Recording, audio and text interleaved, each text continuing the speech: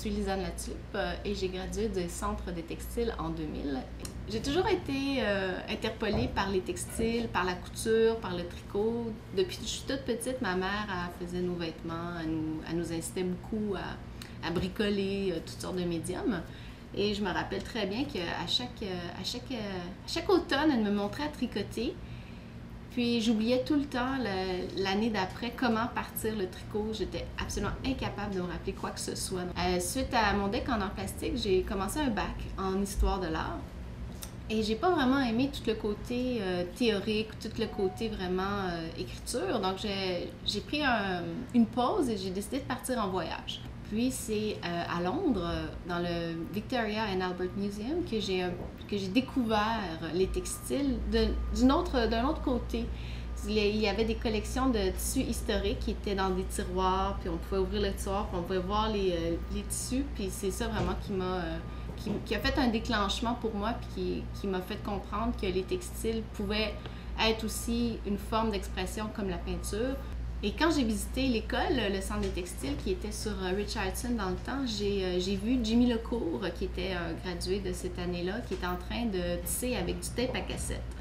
Puis ça m'a fait une deuxième révélation. Je me suis dit, waouh, c'est vraiment trop cool. Dans le fond, c'est pas aussi ancien que je le croyais, c'est aussi très contemporain, puis on peut utiliser n'importe quel médium. On n'est pas obligé d'utiliser des fils de laine ou des fils de coton, mais on peut aller chercher justement des tapes à cassette ou du fil de papier. Bref, c'était vraiment une ouverture très très grande vers un autre monde. J'ai toujours été quelqu'un qui aimait collaborer, qui aimait créer avec d'autres personnes, qui aimait collaborer avec d'autres personnes. Puis tout de suite, dans mon projet de fin d'études, j'ai approché deux créateurs qui, dans le temps, étaient assez nouveaux sur la scène montréalaise. C'était Iso et Denis Gagnon. Et je leur ai proposé de faire des tricots pour eux. Puis c'est vraiment là aussi que c'est concrétisé un peu la collaboration que j'ai commencé à établir avec des créateurs de mode. Donc les créateurs de mode, ils connaissent pas vraiment le médium du tricot. C'est quelque chose qui est assez flou pour eux. Alors, eux autres, ils me demandent, ils m'engagent selon ma spécialité. Ils disent, ben, c'est toi qui sais comment faire ça, Lisanne, alors vas-y, suggère-moi des trucs. Puis de mettre ces deux qualités-là ensemble, ça faisait en bout de ligne un produit qui était vraiment plus fort. Puis on pouvait aussi s'apporter chacun de nos spécialités. Donc, j'ai décidé que je voulais partir mon propre atelier de création de tricot. Donc, tout de suite, j'ai commencé ça. Donc, je suis allée vers différents programmes pour essayer de m'aider vers le développement de ma propre compagnie, de ma propre collection. J'ai donc fait le programme Jeune Volontaire, j'ai fait le programme Jeune Promoteur également. J'ai obtenu aussi la bourse de la Fondation du maire pour la jeunesse.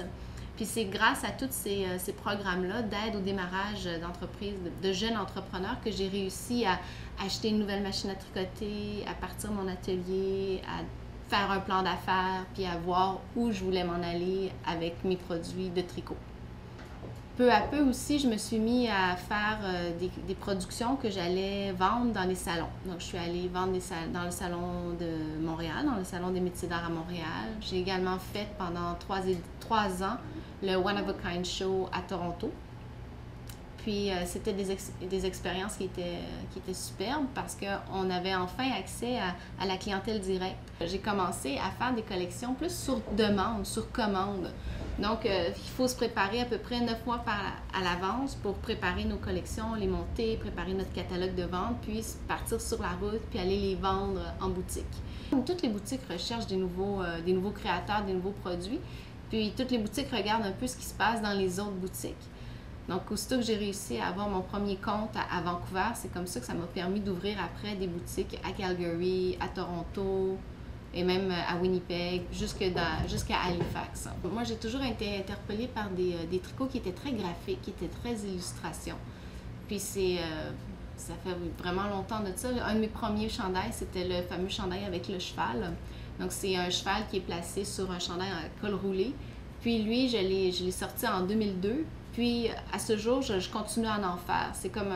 j'ai toujours voulu faire aussi des tricots qui pourraient être intemporels un peu. Donc, oui, de surfer la vague, c'est très contemporain, c'est très mode, c'est très au goût du jour, mais de rendre le design, de rendre le modèle aussi qui puisse survivre dans le temps, qui puisse être aussi beau en 90 qu'en 2020. Je ne sais pas si le cheval va réussir à survivre toutes ces années-là, mais il y a quelque chose dedans qui fait qu'il est encore actuel. Mon challenge tout le temps, c'est d'arriver à créer un modèle dans lequel autant les détails du chandail vont être bien mêlés avec les détails du motif du tricot. Donc, d'interrelier ces deux choses-là, de faire un design qui soit concis, que le motif il soit aussi beau que le vêtement, puis que les deux se complètent. Donc, il y a eu le cheval. Après, j'ai fait une collection où j'ai exploité plus les motifs de pieds de poule, de pieds de coq. Puis, c'était donc des motifs qui étaient tout partout, mais que le motif se défaisait au fur et à mesure de la manche ou de l'encolure.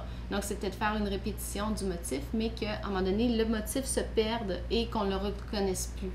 Donc, ça, c'était la collection des pieds de poule et des pieds de coq. Des motifs qui sont aussi très traditionnels en tissage, mais que j'aimais appliquer en tricot. Donc, toujours le tissage vient jouer dans mes collections de tricot. Puis, je pense que ma force un peu, puis mon style, c'est le mélange de couleurs. Je suis reconnue pour ça. Puis, à chaque fois que j'offrais un style en noir, c'est jamais lui qui se vendait, c'est toujours la couleur. Donc, quand les gens ils viennent pour moi, ils viennent chercher mes vêtements, ils viennent vraiment au niveau des couleurs. J'ai déménagé en janvier dernier dans les locaux du laboratoire créatif, dans un local qui est partagé par une vingtaine d'autres créateurs. Donc, ça nous permet d'avoir une interaction avec d'autres personnes, de se sentir beaucoup moins isolé et de partager aussi des connaissances et des ressources. À force d'être pris un peu dans le tourbillon de l'entreprise, tu te mets à tenir tous les chapeaux, le chapeau du tricotage, de la couture, de la production, de la vente, puis tout. Puis, à un moment donné, tu te rends compte que tu n'es pas capable de tout faire. Donc, c'est là aussi que je me suis mis à travailler avec plusieurs collaborateurs. Donc, le tricoteur industriel, j'engage des étudiantes des centres de textile pour faire de la couture, pour faire un peu de tricot, pour faire la couture à la main aussi. J'ai beaucoup de finition à la main qui se fait sur mes produits. Donc, peu à peu, j'ai réussi à me décharger des tâches qui sont plus manuelles, qui sont plus de production, pour me concentrer sur ce que moi, j'aime faire le plus et aussi dans lequel je suis peut-être la meilleure et je suis la mieux placée pour le faire. Je fais ma recherche sur mes machines à moi, donc ma recherche de couleurs, ma recherche de texture, ma recherche de motifs, ce qui me permet de décider qu'est-ce que je vais faire. Puis suite à ce que moi j'aurais tricoté, bien là, lui, cet échantillon-là, je l'amène au tricoteur. Puis je lui montre, je lui dis donc, je veux qu'il y ait tant de rayures sur tant de pouces, après tu changes de couleur, tu fais, etc., etc. Donc, ça me permet aussi de contrôler ce que lui doit faire, donc, puis lui donner des paramètres. Alors, j'aime beaucoup aussi travailler les textures, les contrastes de matière, plisser des sections du tricot grâce à la structure d'une matière en tant que telle. C'est la matière qui fait que ça plisse, mais c'est aussi la structure. Donc, c'est les deux qui sont mélangés ensemble.